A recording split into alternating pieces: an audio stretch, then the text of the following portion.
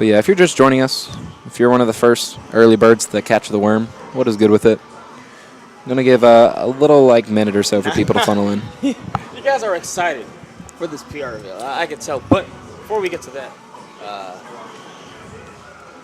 we are going to be interviewing Van here. But yeah, if you guys are just tuning in, already 13 people. Wow. 13 people already. You guys are already running it back. Thanks for coming to episode 5 of the Runback. You guys are great. If you guys are new, this is the Runback held after every cave event hosted by WesTweli and WesTweli. Ayo. We are coming to this MDVA if you didn't know. And it is our absolute privilege to introduce Hogpen Zone Gaming, straight out of West Virginia, Van the Man. How are you doing this evening? How are you enjoying your cave? I'm doing pretty good. It was a long night, but this is probably my favorite venue, in NDVA. So I don't mind the wait. What is it like? So I've seen that you've brought a lot of people along with too, every single week, because you've been running it back each week, just chilling. What is it about this venue specifically that I don't know? Because I see that you enjoy grinding here. Always doubles is really good too. But what other things do you just love about this venue? It's 24 hours, so it helps out with the grind sessions. I don't live too close, so it helps to be able to come out here and play as long as I really want to. It gets a fair amount of the PR players to show up, and everybody here is just chill. It doesn't feel super cutthroat while I'm here, but everybody's still trying to do their best. So yeah, it's definitely a place where I feel like learning is valued a little more than just I don't know, even crazy bracket results will always guaranteed happen here, but even then people just kind of focus on improving, and it's more about what happens before and after the tournament than really what goes down. One thing that I do want to talk to you about, because speaking of late hours, we were you, me, West Tower, and of course episode 4 Jeb. We were all playing until 5 a.m. We were playing the craziest doubles. Yep, where we found out Van is in fact an alien. Hopefully that was part of the contract. Team Hogping, let's see you in the chat. Yep, aliens you only. Sponsored an alien. But you and Jeb took a particular spaceship for for Cost 3 in Ohio this weekend, and I just want to know, because already that just sounds crazy. Van and Jeb take over the world, but how was doubles and how was the event altogether in Ohio? all right, so doubles was kind of lit. Me and Jeb got second place. We actually got into grand finals on winner's side. We had to beat Colonies, who's this really good Midwest Fox, and Sylvanas, who's a pretty good Mewtwo. Yeah, he's an HM, but he's definitely going to be I think top 5 on their next PR, because he's leveled up. Dang. We had to beat them on winner's side, and we got in the grands, and then they ran it back on us hard, they got the hard download. Dang. I mean, we did good. We showed up, we took some names, made people realize that West Virginia plus Jeb is a pretty good team. Yeah, I also saw Red Fox got 9th at that tournament. You got I want to say 17th. Jeb getting 3rd as well. So not too bad of a haul altogether. But was the venue just pretty fun? Any stories from just being on that car ride? The venue was fantastic. I got lots of Jeb quotes for yeah. They're not all in the Discord server, and some of them are a little bit they don't show Jeb in the best light possible. So I'm gonna hold off on them, but I got to get to know Jeb a little bit, and he's real chill. The venue was fantastic. They had a large projector screen where they had all the matches playing, and they had everybody was watching the matches. The crowd was amazing. So I mean, it was a pretty live setup. Whenever somebody did something hype, the whole crowd was ready. Yeah, from what I heard, Jeb, he said everyone there, even TOs, just the community there was so nice, so genuinely nice. It wasn't the creepy nice you see in those weird TV shows. Hell, welcome. We have all the same house, the same place. Welcome to our family. But as in, everyone was so welcoming. Yeah. Was oh, you came out of here out of state, and we want to make you feel welcome here, and even come back for another one. But not even. So can you want to tell us a little bit about that?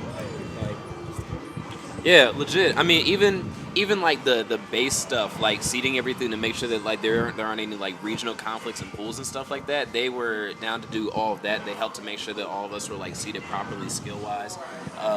Whenever we actually were at the venue, there weren't any issues with people jeering at us or anything like that. I know MDVA has had some problems at other scenes where that's happened, but Ohio there was just never homies. That. Honestly, Ohio might have rooted for me harder than they did some of their own players. It was Dang. It was amazing. I would 10 out of 10 definitely would go back. Yeah, Wes, when we go to Ohio, when we go to Ohio. I don't know, man. When is the next cost? That's the real question. Hopefully soon. Like, I don't know. I don't know if it's a regional or if it's a yearly thing, but it was pretty legit. They should definitely do it again. Mm-hmm. Now, Oh, also, so one thing you were talking about how West Virginia kind of came in and represented.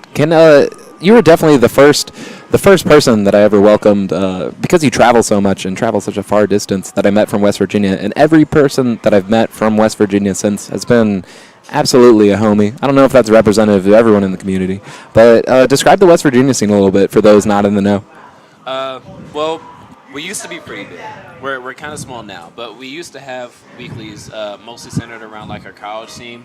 We have 2 major colleges in West Virginia, Marshall University and West Virginia University, and like the weeklies there would get like anywhere from like 20 to sometimes mid 40, 50 people. Like it was crazy for a little bit, and then it started to die down.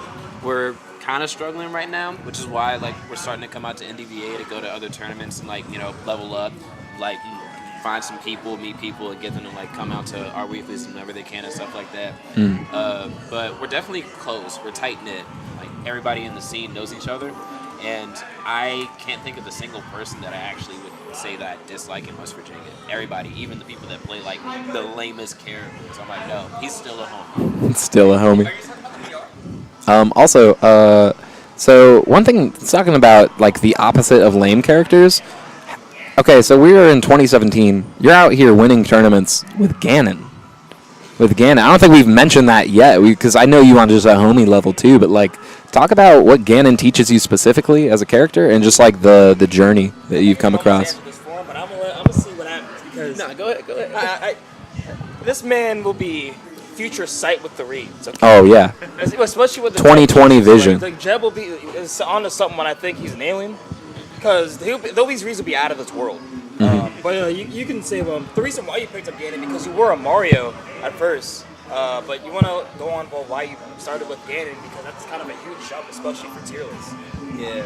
Yeah, I started out as a Mario main. I played Mario in Brawl and then played him in Smash 4, and I was like, oh, well, he's still good, so I kept him. And then I got really bored with the character, and I was like, let me see if I can win like matches with Ganondorf. And after a while, I was like, this character's too fun. I can't drop him. So I dropped Mario and stayed on Ganondorf.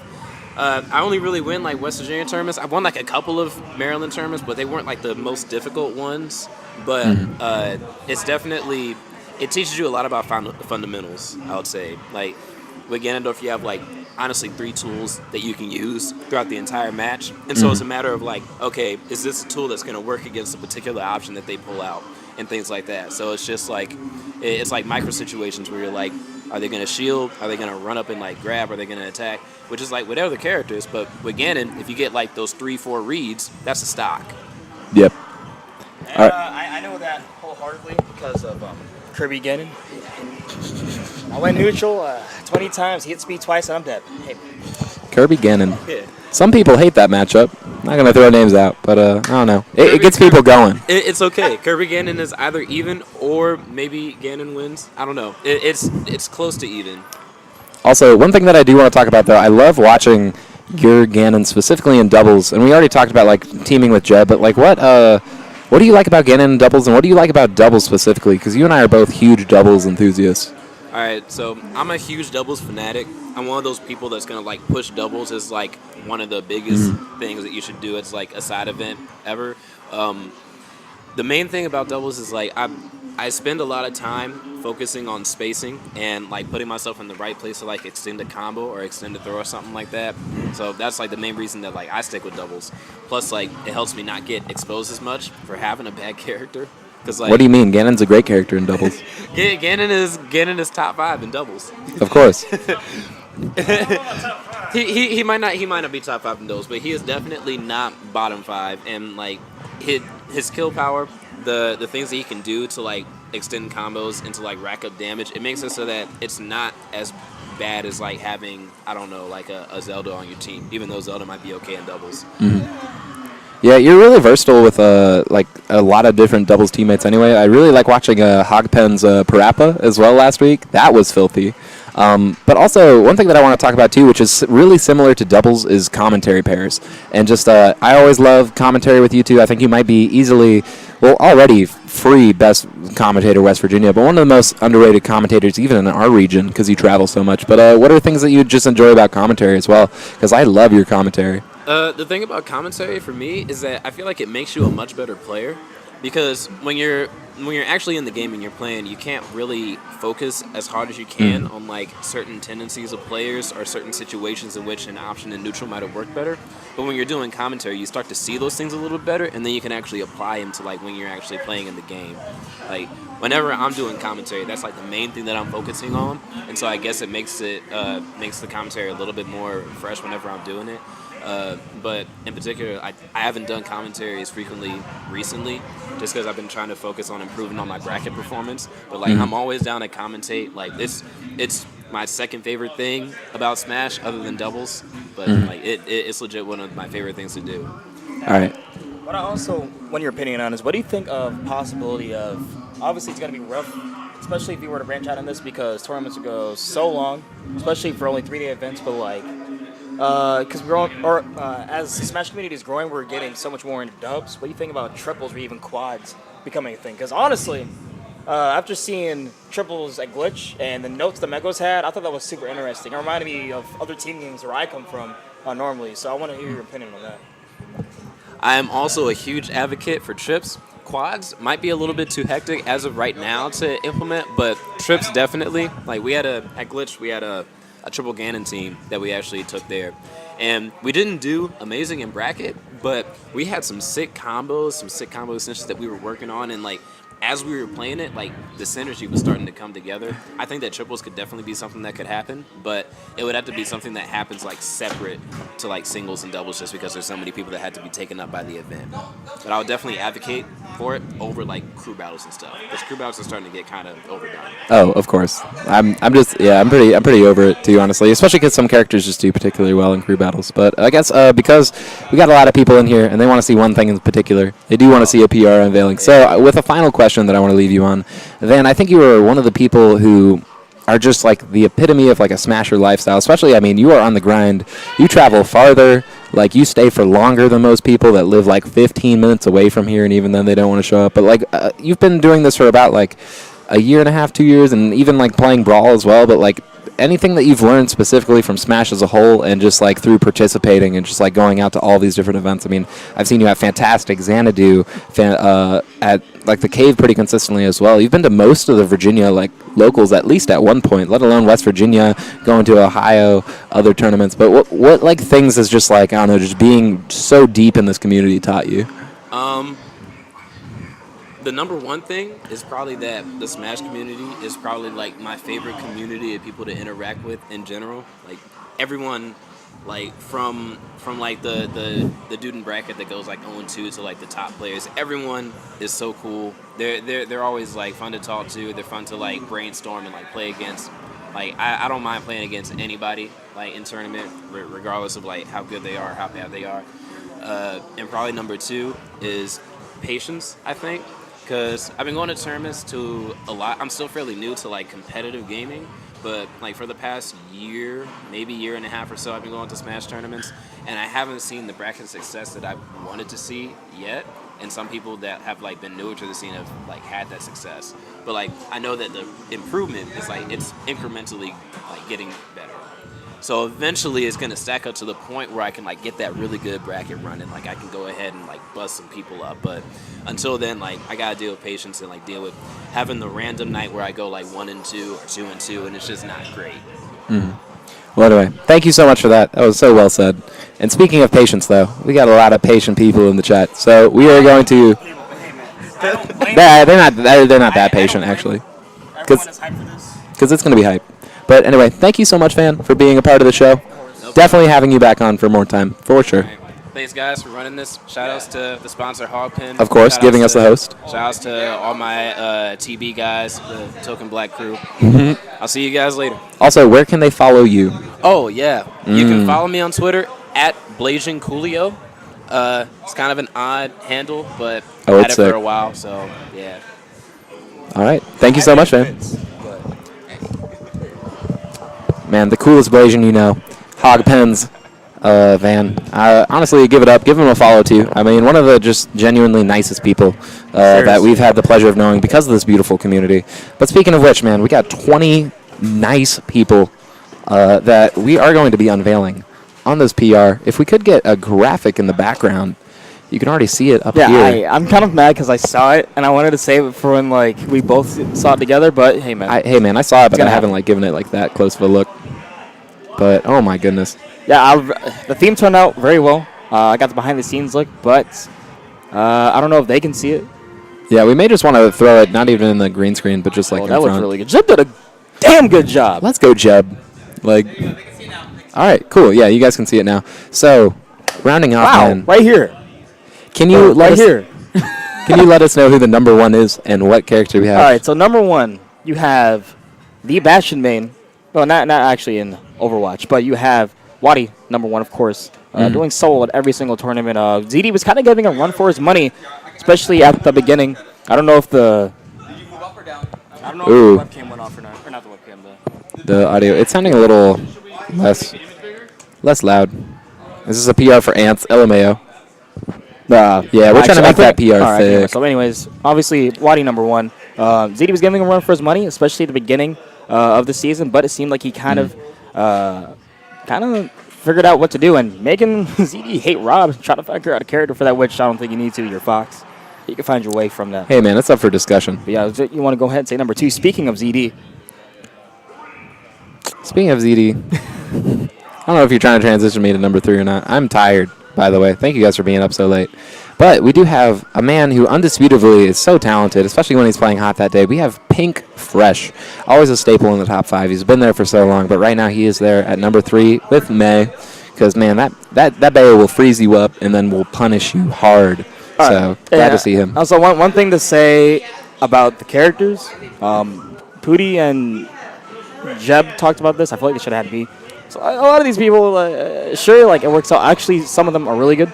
Like I think Wadi is really good.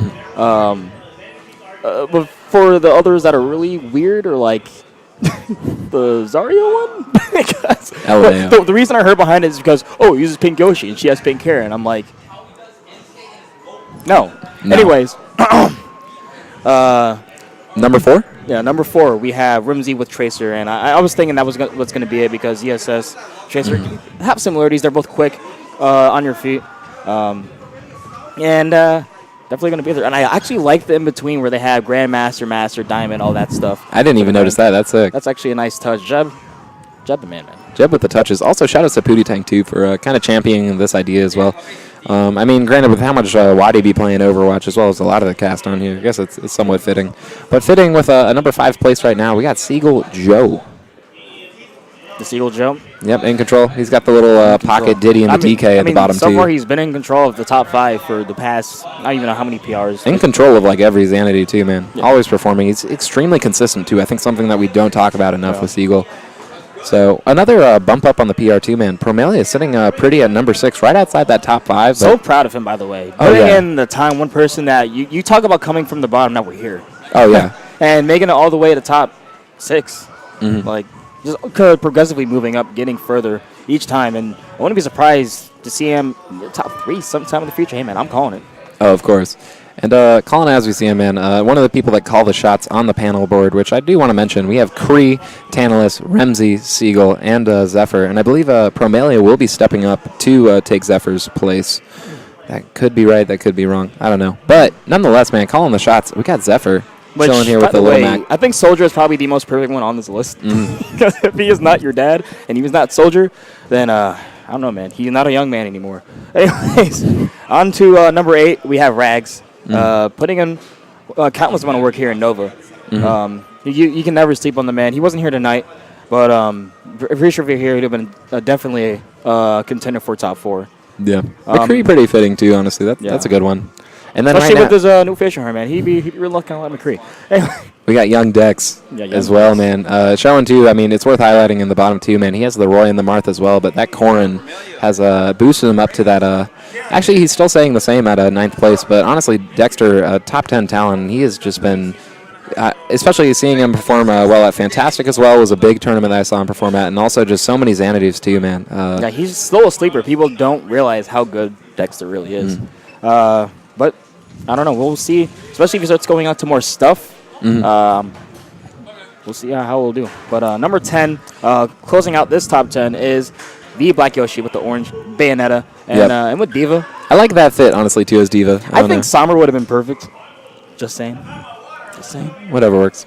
I feel like I'm getting, in the same way that Diva with the nerf this, I feel like I'm getting nerfed here because, I don't know, man. I ain't got no Overwatch. It's ironic.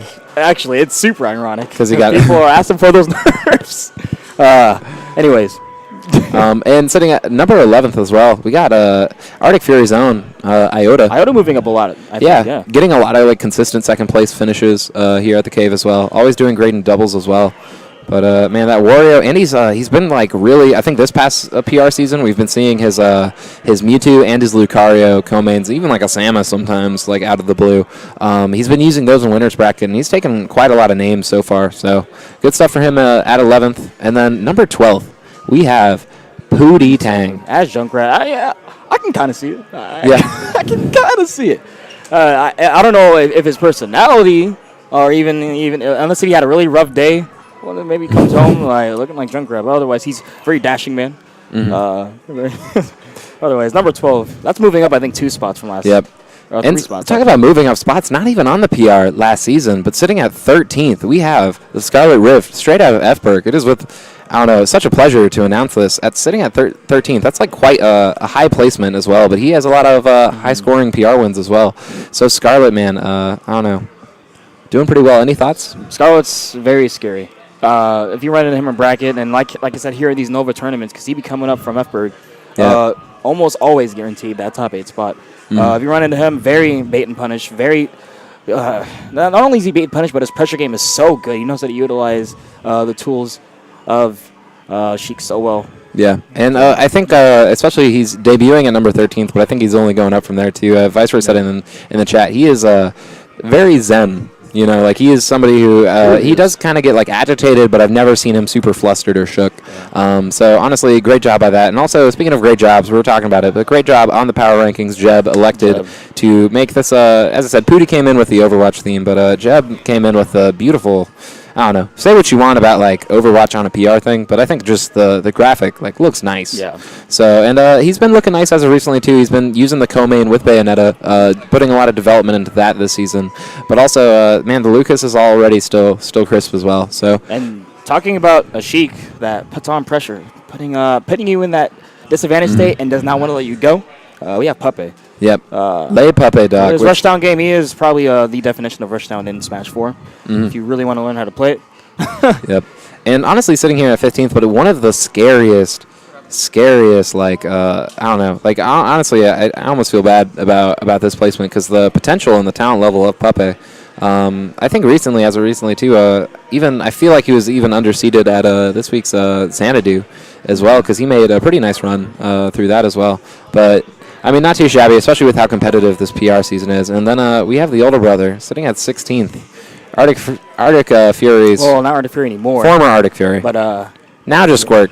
And just Squirk is enough, honestly. To get 16th, he's got that pink hair, pink Yoshi, don't cur. Like, well, yeah, okay, I got you. I got confused. I'm like, it's blonde in real life, but then I'm like, all right, Zarya, pink Yoshi. Yeah. Yeah. Man, Squirk's also had a nerf too because they took away his little cheetah filter. I saw that on Twitter too. Apparently that's not on Snapchat anymore. I'm not hip with the kids, honestly. Honestly, it's a nerf I wanted. Anyways, not just specifically since I hated like all my sisters using it and just like God, just stop. But that's had nothing to do with. And sitting here on 17th in the chat as well, sitting, I like chilling for it. I think Viceroy would agree because he's a very memey character in game and very memey IRL is Viceroy. So. So yeah, like that 17th spot, and then also worth noting, man, this 18th through 20th spot. really proud of our 3 players who snuck in here at the bottom 20. But I mean, these were probably such a toss-up, nail biters of decision calling that you had to make. But honestly, really proud to see Minix get some recognition, sitting at 18th. He's had a lot of really good wins. I believe right now he's 3-1 against Promalia. Plenty of other, just like I believe he got 5th at this last week's Xanadu. Granted, that's after the PR season, but he's had a lot of good results. So I'm happy to see him get some shine. And then at 19th too. Your boy Archie. The straight out of RVA. The like we said, the Wheaties kid from MDVA. Yep, doing really well. Yeah, he's the poster child for sure. But really nice seeing Archie. He did really well at Just Roll With It when he traveled out of state. He's defended the house at so many anvils and other events as well. Did get 7th, underperforming a little bit from just high expectations we always put on Archie because of how much potential he has as a player. But really happy to see him at 19th, and he only can grow from here. Definitely. So would you like to introduce the 20th spot though? 20th, we have the Ryu, Ash. Used to be Bowser main, but I think he's kind of left the castle to kind of travel the world. Yep. As Ryu has the World Warrior. And like I said, very scary Ryu, especially now because this neutral game has gotten so good. So horrifying. When you have Ryu with a neutral, one of the most scariest characters. If you come out to our monthlies, too, we normally consistently see Remzi and Ash at the Cave monthlies. Yeah, cousin of number 4th Remzi. But, yeah, a really great doubles throw as well, even triples as well. But Ash, man, that Ryu is filthy. But anyway, so that's pretty much it for the Overwatch power rankings. As I said, special thanks to everyone on the PR panel: Kree, Tant, Remzi, Siegel, and Zephyr. Granted, it's always worth noting PR is really important. It's nice to give some recognition for people, but it's not the end-all, be-all. You're allowed to have your own opinions on it, as everyone does. Yeah. But it's always nice to, just kind of take a break every quarter and just acknowledge some people that have worked really, really hard. And if you're not on the PR, if you're a little upset with it, some of the things, man, crazy, crazy things can happen. You could jump up like 17 places. You can also fall back a billion or whatever. But as long as you're making the deep runs in bracket, that's what really matters. So anyway. Yeah. Thank you so much for tuning in for this. This is a mini run back this time. Yeah. Any final thoughts that you just want to have in general, or any questions that the chat possibly has? Because we don't have as much time. Well, if it's about PR and the decisions made, we don't know. Yeah. We can't answer those questions. We're just here to deliver the information to the people. Yeah.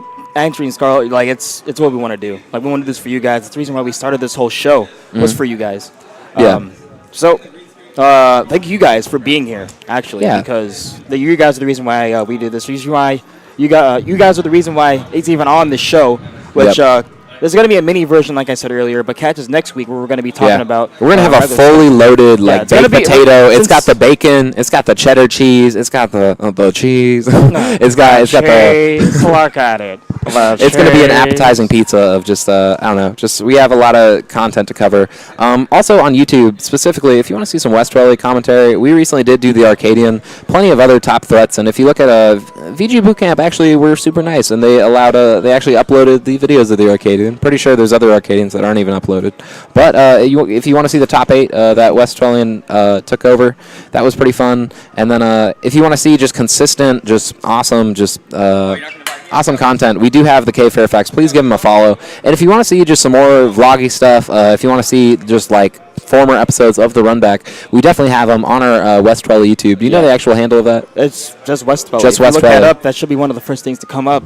And we don't have a thumbnail for you, so it pops out, but you should look up WesTweli. And I mean, if you just put it in, because it is Tweli, the T where West is. Yeah, it conjoins the both of us. Yeah, and it is a capital, but it really doesn't matter if you should look it up. Yeah. But yeah, vlogs are coming up. Twili Talks, new segment we're working on, is going to be up there. We got even more things that we're not even going to talk about, but they're sick. Yeah. So just trust us on it. But anyway, you can follow this kid right here at West Tower. You can follow me at Tweli. Granted, super short stream. Super Tweli. Oh. Man, take it on your own.